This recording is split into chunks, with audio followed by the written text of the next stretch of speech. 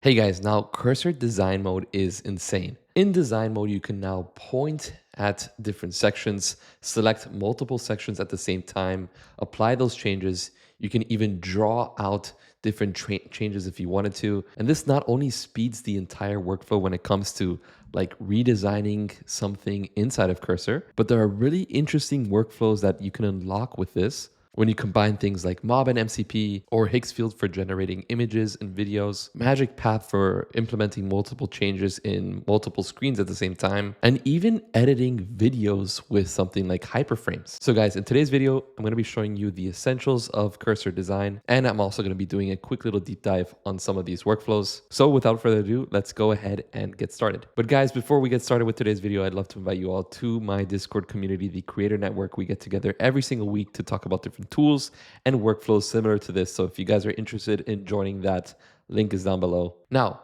the first thing that you want to do here is obviously open up Cursor, and Cursor allows you to basically run multiple agents in parallel across different environments and repos. You can run them locally or in the cloud. And in today's video, we're going to run it locally. So again, just choose local, and then you want to basically select a folder, and I'm just gonna create one from scratch. We're gonna name it Cursor Design, click on open. And one of my favorite things about using Cursor is how fast it is, and especially when you're using Composer 2.5, it delivers great quality in an insanely fast speed. And I'm gonna write something like, hey, build me a dashboard to track my business expenses. It should have a minimal look and feel to it, light mode, Notion style.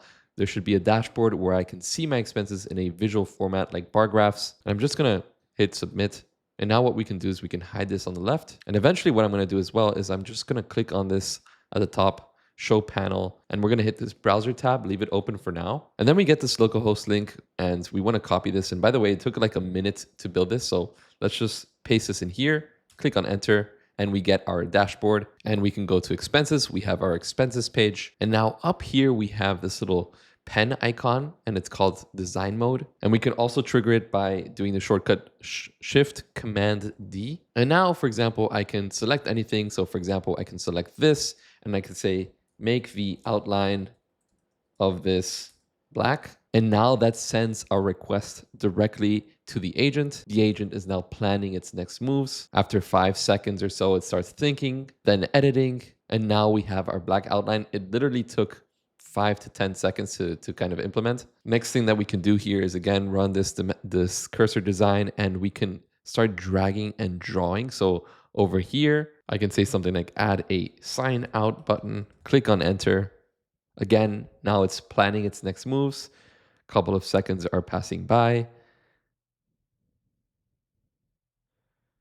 Now it's thinking, it thought, it's editing, and now it's added the sign out. So literally like in around 10 seconds, I'd say. And what's great is that since this is so fast, what we can do is we can again toggle this design mode and select different things at the same time.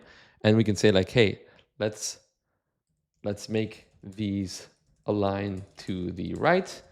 Click on enter, and then we can select something else and say like, hey, let's add an extra field here.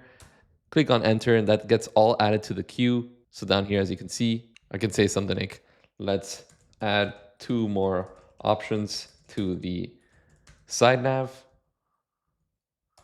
Click on submit, and now that gets added to the queue. And so in like, a couple of seconds, maybe less than a minute, we get all of these adjustments added to our design. And apart from that, we can obviously dictate what we want to write. This is good for like longer edits. I tend to prefer to type, honestly, but everyone has their own kind of taste per se.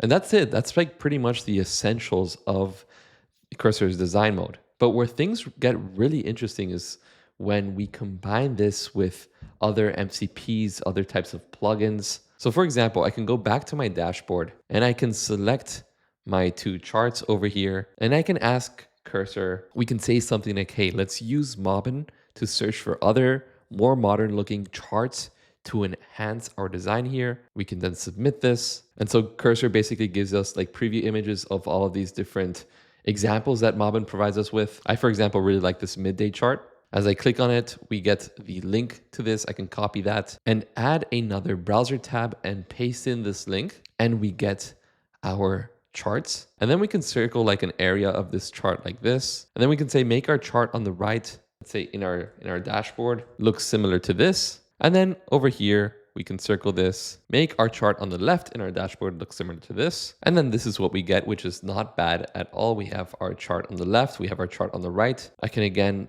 circle this empty part on the bottom and say something like add a text box or section here similar to the right chart. And eventually after some tweaking, we can get the design to look like this. But now let's say that we wanted to work on 10 different websites at the same time and use cursor design mode on the 10 different sites at the same time. Now, in order to set that up, what you want to do is you want to go to customize. Then up here, you want to search for MagicPath. You want to make sure that you install this plugin. And once you have that plugin installed, we can go away from this site and search for magicpath.ai. And you can create a new file. We can call it dashboard or something like that. And then close this panel. And now we have our infinite canvas and we can just go ahead and ask the cursor agent, can you see the current MagicPath file? Just to make sure that it's all properly connected. And then once that's connected, we can say, connect the expense dashboard to my dashboard project in MagicPath. Then as you can see, we have our project built inside of this infinite canvas view, and I can just go through the different pages and it's all there. And now what I can do here is I can say something like, hey, create 2 new variants that are dark mode and that have a slightly different layout. And then cursor starts building these out and we can just move these to the bottom just so everything's a little bit more organized. And up here, I can just select this and I can say that this is the first step and then this is step number 2. And we get a variant with a different layout and we get a dark mode variant. And then what we can do is I can select this, I can click on this preview button, and then in the design mode, I can select this main container and say, let's convert this into a dark mode, and then select this as well, enter. So these 2 are now starting to generate. And as these generate, I can click on this and do the same thing. Down here, I can draw something, add new call to actions here, click on submit. And while we go back here, this was just done in like 5 seconds. Now everything is dark mode. And then we have our other design generated. And now we have our different call to actions down here that take us to different pages. Now what's cool is that I can add new components like this input field or this data table. And I can use this cursor design drawing mode to draw a circle around all of these. And say something like add the input form at the top of the expense dashboard component and the data table at the bottom of the charts. Then we can hit submit. And now, as you can see, I can select this. We have our new input field with the button at the top. And then now cursor is now implementing this data table to go to the bottom of this component. And this loads up and we can see at the bottom now we have this data table. And then what's cool here is that we can use something like Higsfield MCP to generate images and then add these images to our project. So let's say, for example, under reports, we want to be able to see the different reports, like maybe as like different receipts. And we can say something like use Higsfield to generate 5 different images of consistent receipt images in A4 format to match the context of the reports in the reports page. And again, for Higsfield, what you want to do is you just want to go up here and search for Higsfield and install this. And now it's generating all of these images. And then we can go ahead and open this up in the localhost in a new localhost link. And I can go ahead and click on Apple external monitor and we see our receipt.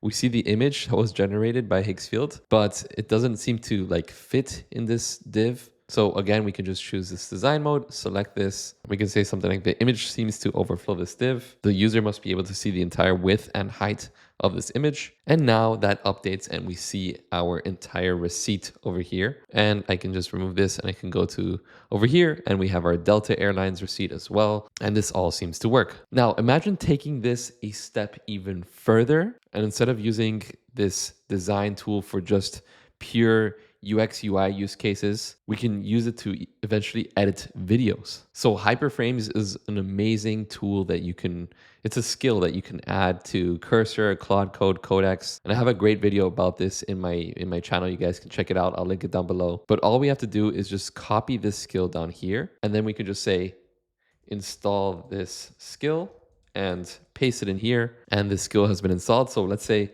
let's make a 10-second clip about our expense dashboard to pitch to our manager. And so what it's done is that it has rendered a video for me to kind of open up and watch. But Hyperframes also has like a type of editor UI. So we can write something like open up the editor for this project. And then I can go ahead and open up a new browser and paste in that local host. And now we have our editor over here on the right side. I can adjust the size of this if I wanted to, and I can go through this timeline and view different things. So we have this first page, we have this second page over here. We have the UI on the right side, which looks amazing. Then we have the third page with our different receipts, and the fourth page, which is like some type of call to action. And so let's say that we want to first start off with this first page. Now what I can do here is I can draw out the things that I want to delete. So for example, I can say this, delete this, click on enter, go over here again, delete this, click on enter.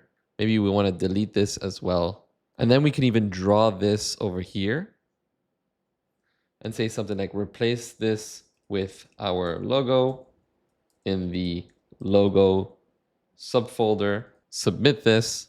I see also like a little gradient over here on the right side. I don't like it either. I'm going to delete that. And then slowly but surely, everything starts falling into place. I can get this and say change the color to gray.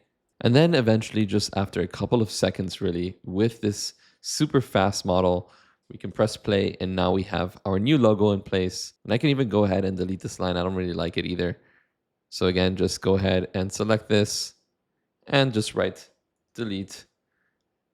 Submit, it gets deleted, then we can move on and see the beginning looks really nice. Maybe we want to even center this design. We don't want to have it aligned to the left. We want to align it all centered. You can say something like have this content be aligned in the center, and boom, look at that. It is now aligned to the center. You can now go back and see how it looks like. Beautiful.